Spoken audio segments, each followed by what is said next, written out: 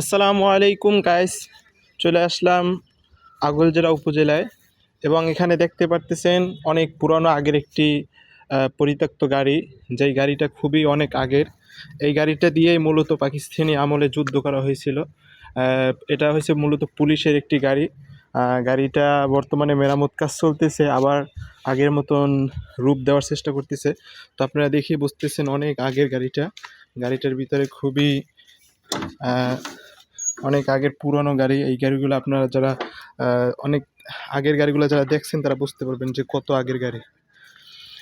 যারা মুক্তিযোদ্ধা ছিল তারা হয়তো বা এই গাড়িতে করেই তারা যুদ্ধ করেছিল। খুব পুরানো একটি গাড়ি। এই গাড়ি দিয়ে যুদ্ধ করে হয়তো বা বাংলাদেশকে বিজয় করে এনেছিল 1971 সালে।